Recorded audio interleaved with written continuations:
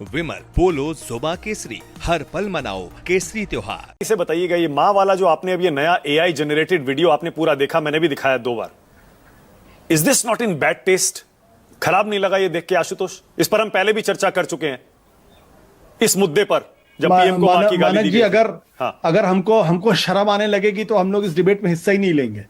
हम लोग भी बेशर्म हो गए। बेसिकली बेशर्म इसलिए हो गए क्योंकि इस देश का जो डिस्कोर्स है वो कहां से कौन गिरा रहा है, किस किन शब्दों का इस्तेमाल हो रहा है, और जो लोग इन शब्दों का इस्तेमाल कर रहे हैं क्या वो उन पदों पर बने रहने के लिए योग्य भी है या योग्य नहीं है।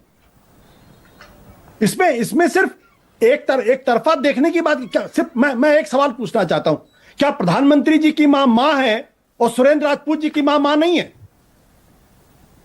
मुझे सवाल का जवाब दीजिए। बिल्कुल सही है, बिल्कुल सही कह रहे हैं आप। क्या सोनिया गांधी को जब आप जर्सी काऊ कह रहे थे तो राहुल गांधी की मां नहीं थी और प्रियंका गांधी की मां नहीं थी वो? जब आप राहुल गांधी को हाइब्रिड बच्चा कह रहे थे तो आप किसको गाली दे रहे थे?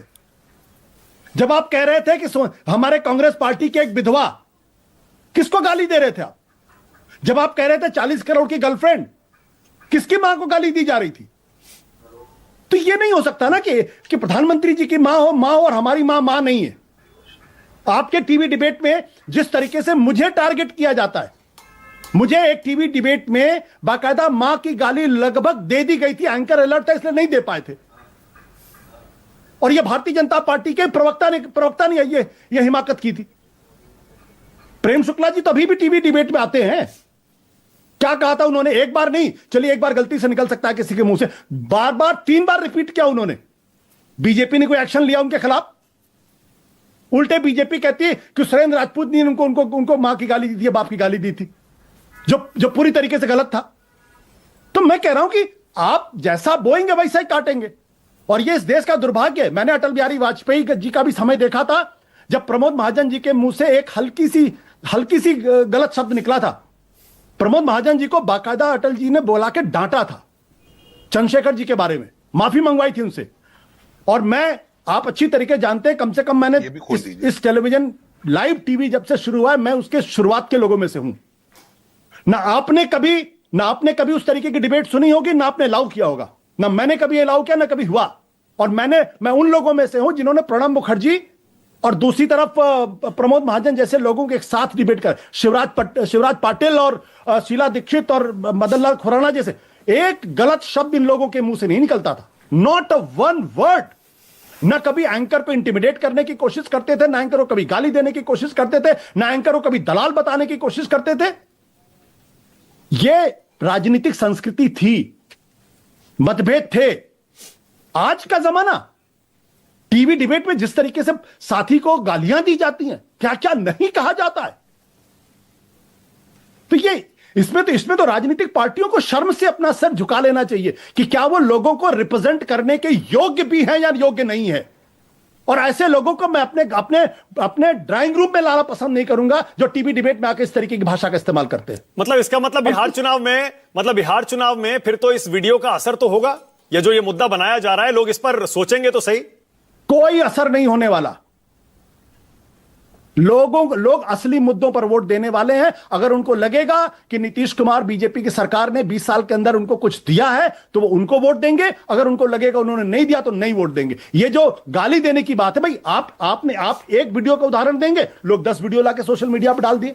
जिस दिन प्रधानमंत्री जी ने कहा, आपने देखा पूरा सोशल मीडिया भरा हुआ था प्रधानमंत्री जी के अपने कम से कम 10 वक्तव्यों से, भारतीय जनता पार्टी के अपने नेताओं के वक्तव्यों से। मैं तो कह रहा हूं, मैं तो भुक्तभोगी उसका। ये 15 दिन पहले की बात है, आपके राइवल चैनल पे उन्होंने मुझे मां की गाली, मां शब्द निकल गया था, एंकर ने फौरन रुकवा दिया। तो मैं क्या उनको ऐसे प्रवक्ताओं को क्या रोका? रोहन जी, मैं पूरी ईमानदारी के साथ कहता हूं, रोहन जी कभी इन शब्दों का इस्तेमाल नहीं करते। लेकिन इन्हीं के साथी हैं जो क्या राहुल गांधी को क्या नहीं कहते हैं, क्या नहीं कहते हैं। और ऐसे एंकरों को लगातार बेलगाम वो टीवी चैनल्स पे आते हैं, वो बोलते हैं, चले जाते हैं, और अगर एंकर कुछ बोलने की कोशिश करता है तो उसको इंटिमिडेट करते हैं, उसको इंसल्ट करते हैं, बेइज्जत करते हैं उनको। और ये अब आज की तारीख में यही कांग्रेस पार्टी ने भी सीख लिया, यही आरजेडी ने भी सीख लिया, यही समाजवादी, सारी राजनीतिक पार्टियों के प्रवक्ता उसी भाषा का इस्तेमाल करते हैं। अच्छा ठीक है आशुतोष, तो फिर ये राहुल गांधी की सिक्योरिटी वाले मसले पर भी बोल दीजिए आप। मैं देखिए और ईमानदारी से कहिएगा, ये बिना बताए सिक्योरिटी कवर तोड़कर कहीं भी कभी भी चले जाना, क्या ये सही है? मैं देखिए विक्रम सिंह जी हैं, हम लोगों के सीनियर भी रहे और सिक्योरिटी से जुड़े रहे, डीजीपी रहे, इसलिए मुझसे बेहतर जानते। मेरा स्पष्ट तौर पे मानना है, जिस दिन राहुल गांधी ने सुरक्षा घेरा को तोड़ा, उस दिन सीआरपीएफ के जो लोग उनके सिक्योरिटी के इंचार्ज थे, उन्होंने क्या किया? क्या उन्होंने हाईएस्ट लेवल पे इसको रेज किया या रेज नहीं किया? क्या उन्होंने राहुल गांधी से स्पष्ट तौर पर बैठ के बात किया, बात नहीं की? सिक्योरिटी सीआरपीएफ ये कह के नहीं बच सकती चिट्ठी लिख के कि भाई वो तो हमारी बात नहीं मानते। That is not their protocol. The protocol is protect, can not move even a feet. भाई अगर नहीं मान रहे लेकिन तो क्या करेंगे फिर, बताइए सीआरपीएफ वाले? CRPF has to act.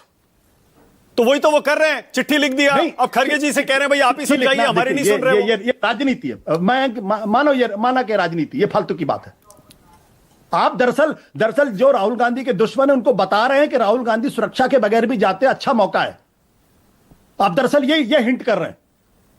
मैं कहता हूं कि जिस दिन राहुल गांधी बिना सिक्योरिटी के जाते हैं, उस दिन सीआरपीएफ के जो चीफ है, उनका टॉप का आदमी राहुल गांधी के साथ बैठना चाहिए, राहुल गांधी को वार्न करना चाहिए, Rahul Gandhi this can not be done, you can't move even a fit away from me without my permission. वो तो कह रहे हैं कि हम कई बार कर चुके, कई बार चिट्ठी लिख चुके, 2020 से 113 बार वो कर चुके। ये सीआरपीएफ के जिन्होंने ये कहा है, उनको अपने पद से इस्तीफा देके घर बैठ जाना चाहिए। बहुत बढ़िया। ओके विक्रम सिंह जी, आप it's a direction of duty. मानक जी ठीक है, विक्रम सिंह जी मुझे 2 मिनट चाहिए। रोहन एक सेकंड, अभी आ रहा हूं। जरा विक्रम सिंह जी से पहले जरा सिक्योरिटी मसले पर बात कर लूं।